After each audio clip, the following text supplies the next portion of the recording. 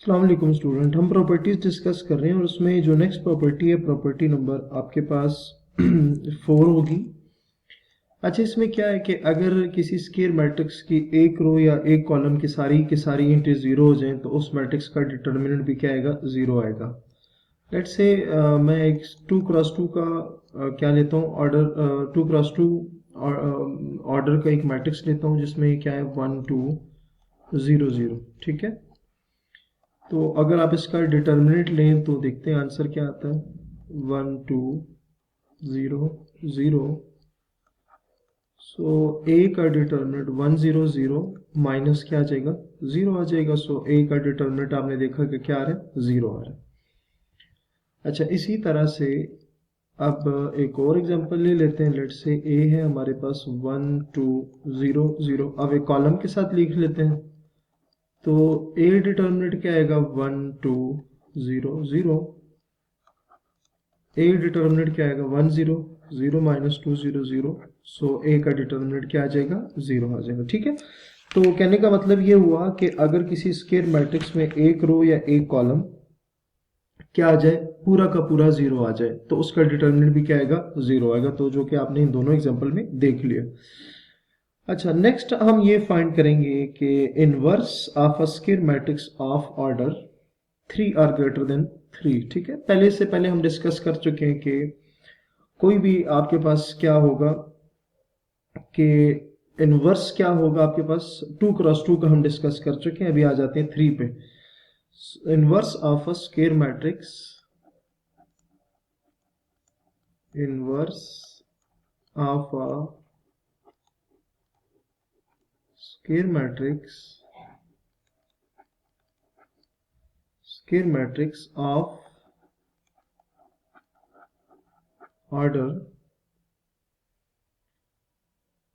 को n से represent करते हैं, 3 आर ग्रेटर देन, ये इक्वल का साइन बता रहे कि 3 आर ग्रेटर देन 3। ठीक है, सो लेट्स से कि मेरे पास एक मैट्रिक्स है ए जिसकी वैल्यूज क्या है, वैल्यूज हैं 1 0 2 1 0 2 0 2 1 एंड नेक्स्ट है आपके पास 1 माइनस 1 अगेन 1। ठीक हो गया, और हम इसका डिटर्मिनेंट फाइंड करना चाह रहे हैं। तो डिटर्मिनेंट का फार्मूला तो स्टूडेंट आपको पता है, जो क्या होता है कि A inverse is equals to joint of A over A का डिटर्मिनेंट। ठीक हो गया। अच्छा, इस इनवर्स के फार्मूले में आपको दो चीजें नजर आ रही। एक है आपके पास ए का डिटर्मिनेंट, तो 3x3 का डिटर्मिनेंट तो हम डिस्कस कर चुके हैं ऑलरेडी, क्यों किस तरह से फाइंड करना होता है। एडजॉइंट ऑफ ए, ए यहाँ पर क्या है, एक ऐसा मैट्रिक्स है जिसका ऑर्डर 3 आ रहा है। तो हमने एडजॉइंट पढ़ा हुआ है 2x2 मैट्रिक्स का एडजॉइंट किस तरह से फाइंड करते हैं। यहाँ हम फर्स्ट टाइम देखेंगे कि 3x3 मैट्रिक्स का एडजॉइंट किस तरह से फाइंड करना होता है। ठीक है, तो पहले हम इसका डिटर्मिनेंट देख लेते हैं, डिटर्मिनेंट फाइंड करके देखते हैं कि डिटर्मिनेंट क्या आता है, उसके बाद फिर बाकी चीजें भी एडजॉइंट भी फाइंड कर लेते हैं। सही हो गया। आप ऐसा करें, इसको क्या नाम दें, इसको इक्वेशन का नाम दे दें, इक्वेशन नंबर 1। ठीक है। अच्छा, अब डिटर्मिनेंट के लिए आपने क्या करना है कि ए मैट्रिक्स के दोनों साइड्स पर आपने वर्टिकल बार अप्लाई करनी है। अच्छा, वर्टिकल जब आप बार अप्लाई करेंगे तो आपके पास जो ए मैट्रिक्स है वो क्या आ जाएगा, 1 0 2 1 0 2 0 2 1 0 2 1 और 1 माइनस 1 1। अच्छा, डिटर्मिनेंट इसका ओपन करेंगे और रो 1 से एक्सपेंड कर लेते हैं। तो रो 1 का आपको पता है पहला साइन होता है प्लस, फिर रो 1 की पहली एंट्री आती है, फिर 1 जिस कॉलम में जिस रो में है वो छोड़ देंगे तो क्या आ जाएगा, 2 1 माइनस 1 एंड 1।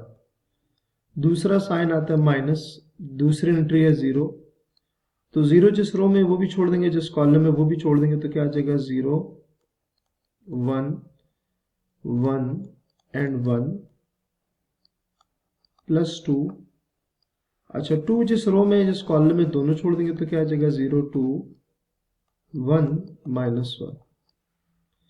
सो ए का डिटर्मिनेंट आपके पास क्या आएगा, 1 एज इट इज, 2 1 2 माइनस, दरम्यान में माइनस आता है तो माइनस माइनस प्लस 1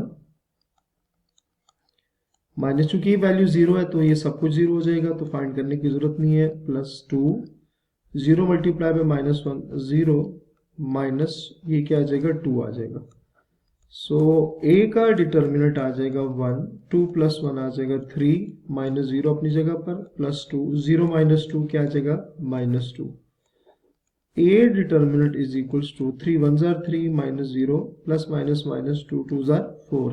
ठीक है, तो डिटर्मिनेंट स्टूडेंट क्या आ जाएगा हमारे पास, डिटर्मिनेंट 3 - 4 करेंगे तो आपके पास क्या आ जाएगा answer -1। So A determinant is equals to -1। ठीक है, क्योंकि जब किसी डिटर्मिनेंट का आंसर अदर देन जीरो आता है तो हम कहते हैं कि वो क्या है, नॉन सिंगुलर है, और डिटर्मिनेंट हमेशा नॉन सिंगुलर मैट्रिक्स का ही एग्जिस्ट करता है। ठीक हो गया। अच्छा, अब आ जाते हैं एडजॉइंट पे। तो एडजॉइंट स्टूडेंट किस तरह से फाइंड करते हैं, पहली बात तो ये है कि एडजॉइंट आपने किस तरह से फाइंड करना। उसके लिए आप क्या करेंगे, उसके लिए आपके पास जो मैट्रिक्स ए है, इस मैट्रिक्स ए की कितने एंट्रीज हैं, आपको 9 एंट्रीज नजर आ रही हैं। ठीक है, 1 0 2 से स्टार्ट करेंगे और लास्ट वाली 1 तक आपके पास 9 एंट्रीज नजर आ रही हैं।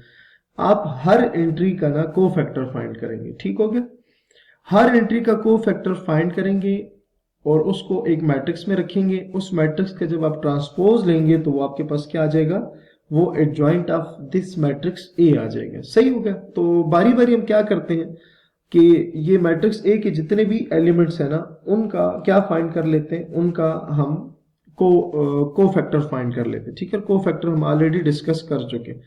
तो आप लिखोगे कि एज ए मैट्रिक्स, चले आप दोबारा लिख लें आसानी के लिए।